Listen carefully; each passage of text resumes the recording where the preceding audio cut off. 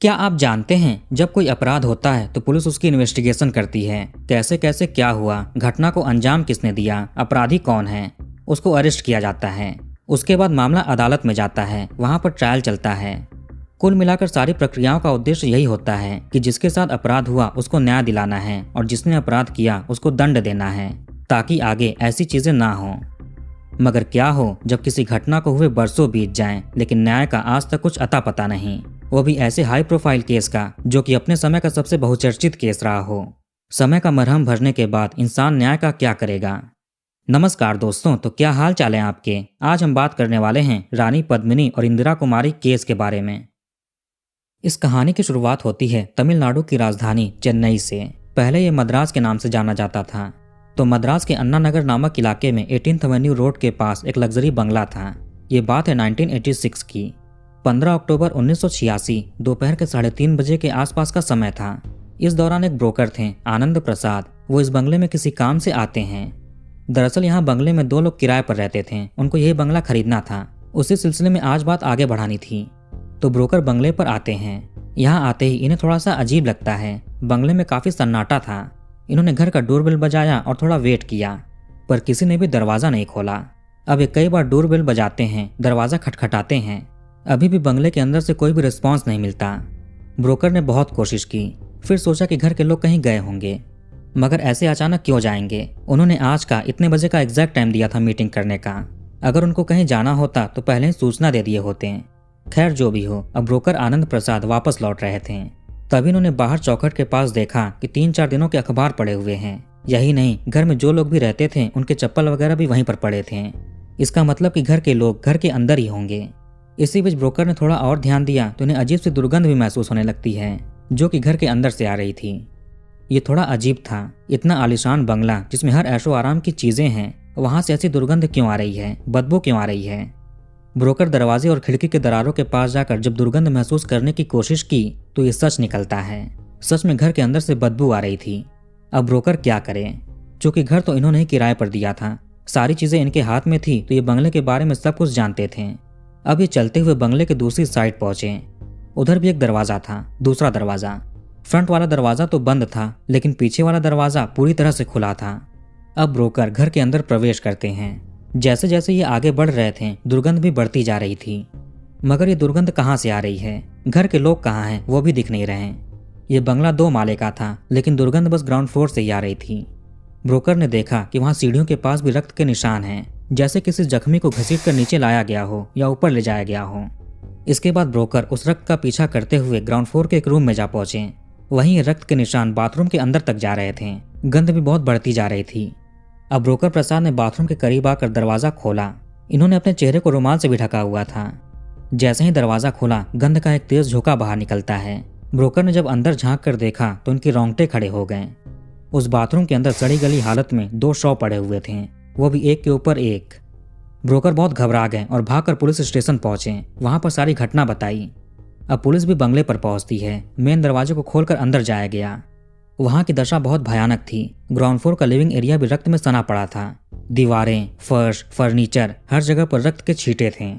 जब police bathroom के अंदर गई तो वहां की दशा को देखकर इनका भी शरीर कांप उठा। कोई भी शव को करीब से जाकर देखना नहीं चाह रहा था। शायद इन्होंने ऐसा भयानक क्राइम सीन पहली बार देखा हो। बाथरूम में भी रक्त की धाराएं थीं, जो कि जमकर काली पड़ चुकी थीं। शवों के अंदरूनी अंग भी बाहर झांक रहे थे। आखिर ये शव है किनके, पुलिस ने ब्रोकर से पूछा। ब्रोकर ने नाम बताया, रानी पद्मिनी और इनकी मां इंदिरा कुमारी। नाम सुनते ही पुलिस वाले आश्चर्यचकित हो गए। रानी पद्मिनी एक जाना माना नाम थी। ये एक फिल्म एक्ट्रेस थी। बहुत कम समय में इन्होंने बहुत बड़ा नाम कर लिया था। ये मलयालम, तमिल, तेलुगु, हिंदी, कन्नड़ ऐसी भाषाओं में फिल्में कर चुकी थीं। शवों की दुर्दशा को देखकर लगा कि इनकी मृत्यु को 3-4 दिन तो हो ही चुके हैं। मगर हैरानी की बात थी कि किसी को कुछ पता क्यों नहीं चला। आखिर इनकी और इनके माताजी की मृत्यु कैसे हुई, क्या एक कत्ल का मामला है। शवों की हालत को देखकर पुलिस वाले कुछ समझ नहीं पा रहे थे। घटनास्थल पर फिंगरप्रिंट्स लेने के लिए फॉरेंसिक एक्सपर्ट्स आते हैं। साथ में स्नीफर डॉग्स की टीम भी आती है। एक स्नीफर डॉग स्मेल करते करते फर्स्ट फ्लोर के एक रूम में जा पहुंचा। वहां पर भी ढेर सारे रक्त के निशान थे। उस रूम में शराब की बॉटल्स थीं, खाने पीने की चीजें पड़ी हुई थीं, जैसे कि यहाँ पर शराब पार्टी चल रही हो। लगा कि कत्ल फर्स्ट फ्लोर के इसी रूम में हुआ है। इसके बाद शवों को घसीटते हुए नीचे ले जाकर बाथरूम में छिपा दिया गया। आखिर ये कत्ल किसने और क्यों किया होगा। पहला एंगल था लूटपाट और चोरी का। घर में चोर बदमाश घुसे होंगे, पैसे गहने चोरी करके दोनों का कत्ल करके भाग गए। मगर ऊपर वाले कमरे में शराब क्यों पिया गया था? पुलिस ने जब लूटपाट के एंगल को देखते हुए घर की तलाशी ली तो अलमारियों के लॉकर्स डैमेज पाए गए। लॉकर्स टूटे हुए थे, यानी यहाँ पर चोरी हुई है। पैसे गहने घर पर नहीं थे, यानी सब कुछ गायब है। अब चूंकि ये इतनी बड़ी एक्ट्रेस का घर है, उस जमाने में भी लाखों रुपए की फीस चार्ज करती थी, तो जरूर कई लाखों के सामान गायब हुए होंगे। शवों के ऊपर भी किसी तरह के गहने नहीं मिलते हैं, यानी कातिल या कातिलों ने इनके पहने गहने भी उतार लिए थे। अब इतनी सारी चीजें कोई अकेला इंसान तो कर नहीं सकता, इसमें जरूर 2-3 लोग शामिल होंगे। अब बारी थी शवों का पोस्टमार्टम कराने के लिए डिस्ट्रिक्ट हॉस्पिटल भेजने की। उसके लिए एम्बुलेंस चाहिए। उन दिनों ज्यादा एम्बुलेंस चला नहीं करते थे। जैसे तैसे करके एक एम्बुलेंस मिला। कुछ न्यूज रिपोर्ट्स के अनुसार शवों के दुर्गंध और उनकी हालत को देखते हुए एम्बुलेंस ड्राइवर किसी भी कीमत पर उन्हें गाड़ी में रखना नहीं चाह रहा था। वो भयभीत था। एक और दिक्कत थी कि शवों को कैसे उठाया जाए। ये सड़ गल रहे थे, कैसे इसको हॉस्पिटल में ट्रांसफर किया जाए। अंतिम में ऑफिसर्स ने फैसला लिया कि इनका पोस्टमार्टम यहीं पर होना चाहिए। इसके बाद डॉक्टर्स की टीम बुलाई गई। उसी बाथरूम में ही दोनों शवों का पोस्टमार्टम किया जाता है। इसमें पता चला कि दोनों के ही ऊपर किसी चाकू जैसे वेपन से कई बार वार हुए हैं।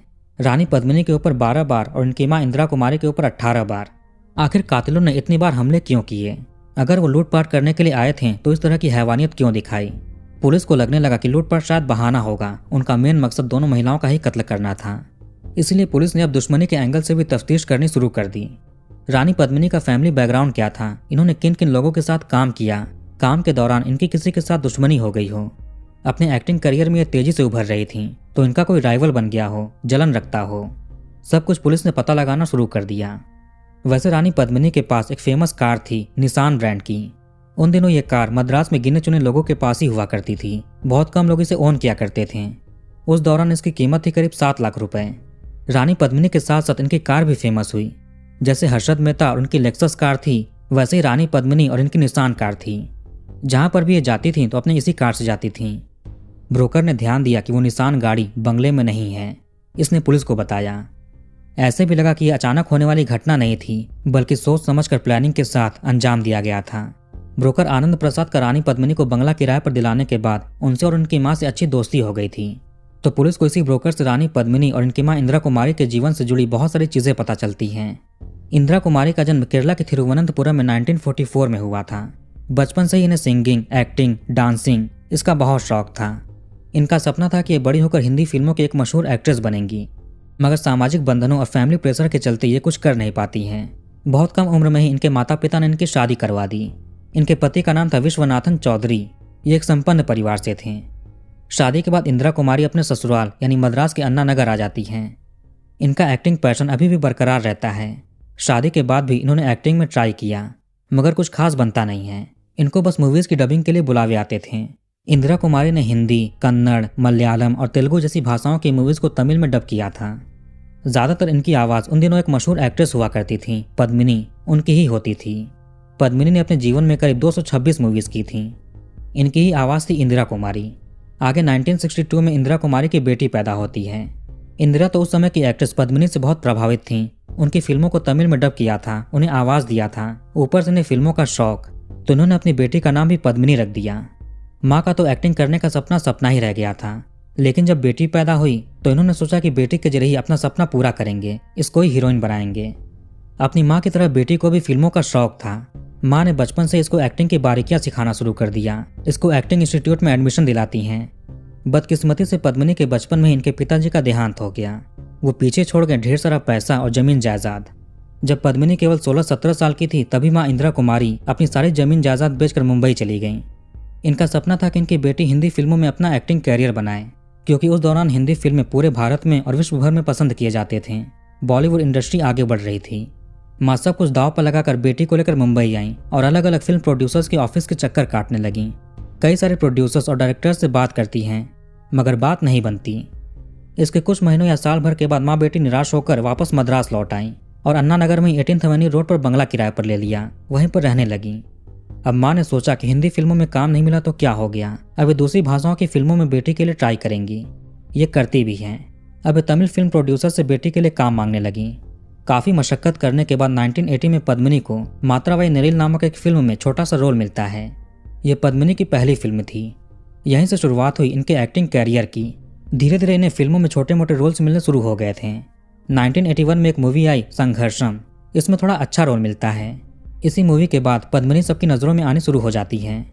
उस दौरान बहुत सारी फेलो एक्ट्रेसेस के नाम पद्मिनी हुआ करते थे, इसलिए इंदिरा कुमारी की बेटी ने अपना नाम रानी पद्मिनी कर लिया ताकि थोड़ा अलग दिखे।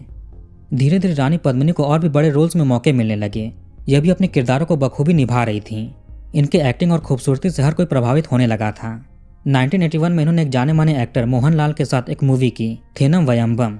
अब इन्हें नाम, पैसा, शोहरत सब कुछ मिलने शुरू हो गए थे। ये तमिल के अलावा भी कई भाषाओं में फिल्में करने लगी, जैसे कि मलयालम, तमिल, तेलुगु, कन्नड़।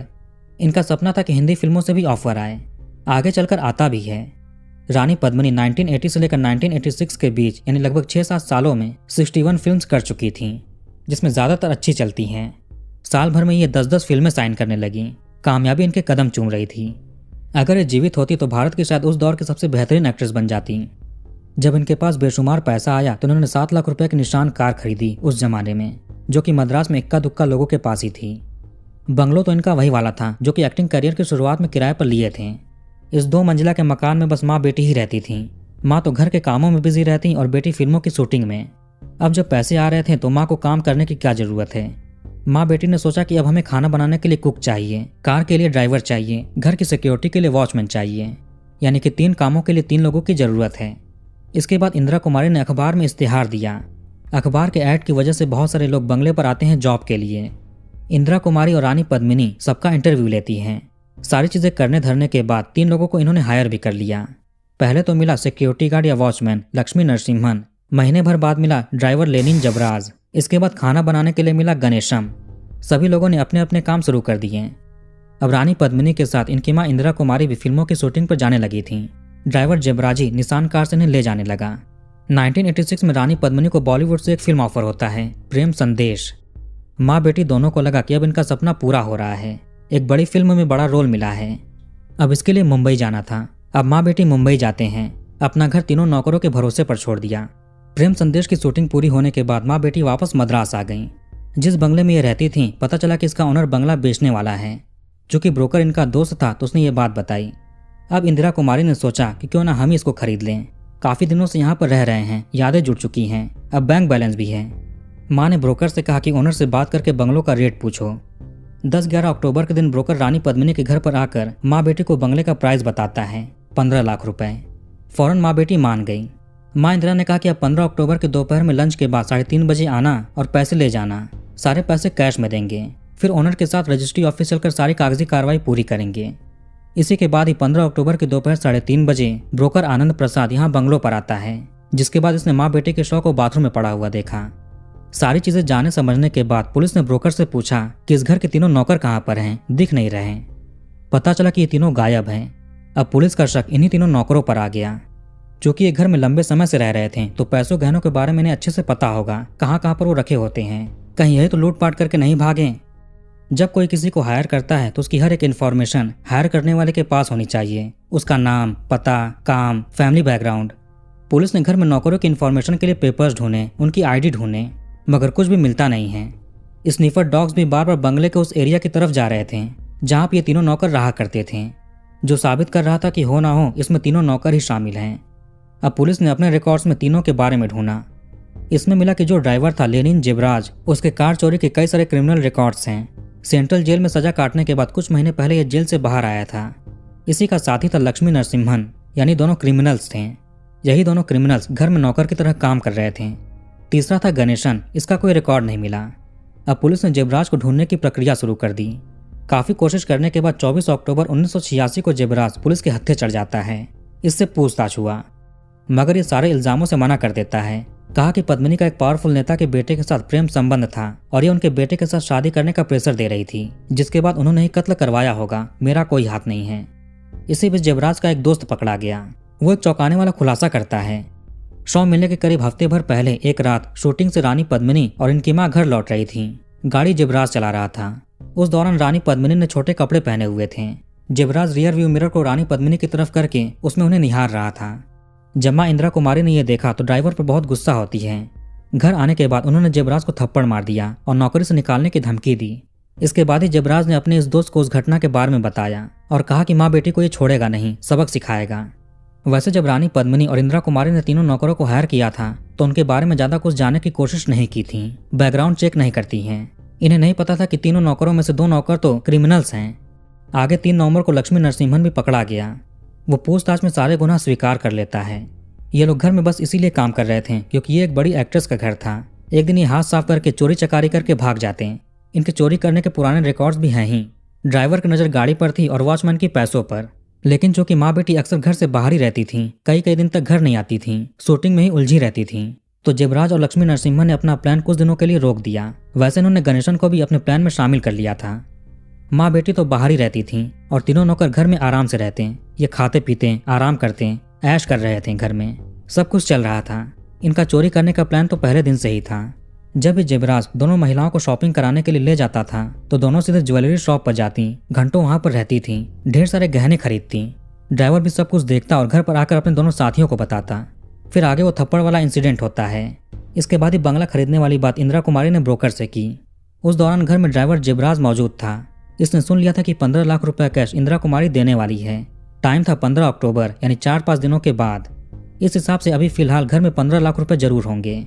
अब इसने गाड़ी चोरी करने का प्लान कैंसिल करके पैसे चोरी करने की सोची। आगे इसने 15 लाख रुपए के बारे में अपने दोनों साथियों को बताया। इससे पहले कि वो पैसे ब्रोकर को दे दिए जाएं, इन्हें चोरी करनी है। जबराज को उस थप्पड़ और बेइज्जती का बदला भी लेना था। अब इसने इंदिरा कुमारी का कत्ल करने की सोच ली, मगर दोनों नौकर लक्ष्मी नरसिम्हन और गणेशन ऐसा करने से झिझक रहे थे। फिर जबराज ने इन्हें समझाया कि चोरी करके अगर भाग गए तो दोनों औरतें इन्हें पहचानती हैं, पुलिस से पकड़वा देंगी। अगर कत्ल करके भागे तो कोई भी पहचानेगा नहीं। दोनों औरतों के कोई सगे संबंधी भी नहीं हैं। साथ रहते हुए इन्हें यह बात पता चल गई थी। बस एक रिटायर्ड IAS मामा थे जो कहीं दूर रहते थे। घर पर कोई आता जाता भी नहीं था। लास्ट में वो दोनों भी कत्ल करने को मान जाते हैं। फिर जबराज शाम को मार्केट गया और वहां से 3 चाकू खरीद कर लाया। अक्सर शाम में माँ बेटी शराब पार्टी करती थी घर में ही, तो नौकरों ने सोचा कि जब ये नशे में होंगी तभी कत्ल करना और चोरी करना आसान होगा। जिस दिन पैसों की बात हुई थी कि 4-5 दिन बाद आके 15 लाख रुपए ले जाना, उसी रात का प्लान बना। इसी रात में ही माँ बेटी फर्स्ट फ्लोर के रूम में खाने पीने से पहले शराब बैठकर पीती हैं। इनकी आदत थी कि ड्रिंक करने के बाद ही डिनर करती थी, इसलिए कुक घर में ही था। जबराज बाहर वेट कर रहा था। लक्ष्मी नरसिम्हन भी घर के अंदर ही था। अब सभी मिलकर मौके का इंतजार कर रहे थे। इसी बीच रानी पद्मिनी किसी काम से ग्राउंड फ्लोर के किचन में आती हैं। तभी चुपके से तीनों बदमाश ऊपर गए और इंदिरा कुमारी के ऊपर चाकू से वार शुरू कर दिए। चीख पुकार सुनकर रानी पद्मिनी भी भागकर ऊपर जाती हैं। देखा कि तीनों नौकर माँ को मार रहे हैं। अब तुरंत दौड़कर नीचे गईं, भागने की कोशिश की, लेकिन तब तक जबराज मेन दरवाजे के पास ही रानी को पकड़ लेता है। बाकी दोनों भी आ गए। कुछ न्यूज रिपोर्ट्स के अनुसार तीनों बदमाशों ने रानी पद्मिनी के साथ सामूहिक दुष्कर्म भी किया था। फिर चाकू से 12 बार वार करके कत्ल कर दिया। इसके बाद ये दोनों शव को बाथरूम में लाकर बंद कर देते हैं। फिर इन्होंने घर से 25 लाख रुपए के गहने चोरी किए, 15 लाख रुपए कैश उठाए, कीमती सामान चोरी किए। जबराज ने निशान कार भी उठा ली थी। तीनों आपस में पैसे और गहने बराबर बांटने के बाद अलग अलग फरार हो जाते हैं। कत्ल की अगली शाम जबराज एक लड़की को लेकर इस बंगले में आता है। लड़की पहचान गई कि ये तो एक एक्ट्रेस का घर है, इसको उससे मिलना था। जबराज ने कहा कि वो शूटिंग के लिए बाहर गई हैं। इसके बाद लड़की और जबराज यहाँ पर 6 घंटों तक रहते हैं, फिर चले गए। 2-3 दिन बीत चुके थे। अभी तक किसी को भी खबर नहीं थी कितनी बड़ी एक्ट्रेस का कत्ल हो चुका है। जब 15 अक्टूबर के दोपहर में ब्रोकर आए तभी ये केस खुला। 1988 में गणेशन भी पकड़ा जाता है। ज्यादातर चोरी के सामान पुलिस ने रिकवर कर लिए। यहाँ पर एक और चौंकाने वाली चीज होती है कि पोस्टमार्टम होने के बाद अब दोनों शव को मॉर्चरी ले जाना था, लेकिन इसके लिए भी कोई रेडी नहीं हुआ। जैसे तैसे एक टैक्सी मिलती है। टैक्सी वाला भी राजी नहीं होता है, लेकिन पुलिस उसे डरा धमका कर राजी करवाती है। इसके बाद शव को पॉलिथीन में पैक करके टैक्सी में रखा गया और हॉस्पिटल ले जाया गया। अब रोज अखबार में इस कत्ल के बारे में छप रहे थे, लेकिन शव क्लेम करने के लिए कोई भी नहीं आ रहा था। कोई भी रिश्तेदार नहीं था। जो IAS मामा थे उनको भी खबर नहीं थी। अंतिम में मलयाली फिल्म परिषद के रिप्रेजेंटेटिव एक्टर मोहनलाल आगे आते हैं और विधि विधान से दोनों शव का अंतिम संस्कार करवाते हैं। इसमें रानी पद्मिनी के मामा जी भी शामिल हुए। उनका कहना था कि इन्हें बहुत लेट पता चला। आगे केस सेशन कोर्ट में जाता है, सुनवाई होती है। यहाँ पर अदालत ने तीनों अपराधियों को फांसी की सजा सुना दी। फिर सुप्रीम कोर्ट इसे उम्र कैद में बदल देती है, यानी 14 साल। कुछ सालों के बाद जबराज की जेल में ही मौत हो गई। एक सुनवाई के दौरान गणेशन पुलिस की गिरफ्त से फरार हो जाता है, यानी ये भाग गया। दिसंबर 2017 में मद्रास हाईकोर्ट में लक्ष्मी नरसिम्हन की wife habeas corpus petition file करती है, जिसके तहत कोर्ट ने लक्ष्मी नरसिम्हन को जेल से रिहा कर दिया। गणेशन आज तक फरार है। देखा जाए तो रानी पद्मिनी और इंदिरा कुमारी को आज तक न्याय नहीं मिला है। इनकी बस गलती यही थी कि इन्होंने बिना वेरीफाई किए 3 नौकरों को रख लिए थे और उनके सामने अपने पैसे और गहने को शो कर दिया था। रानी पद्मिनी की हिंदी फिल्म प्रेम सागर इनके कत्ल के 2 साल के बाद 1988 में रिलीज होती है। खुद को हिंदी फिल्म के पर्दे पर देखना सपना सपना ही रह गया। तो कहानी को पर खत्म करते हैं। आप कमेंट करके बताइए कि वीडियो आपको कैसा लगा। इस वीडियो को लाइक और शेयर करिए। हमारे चैनल को सब्सक्राइब करके बेल आइकन ऑन कर लीजिए। मिलते हैं नेक्स्ट वीडियो में। धन्यवाद।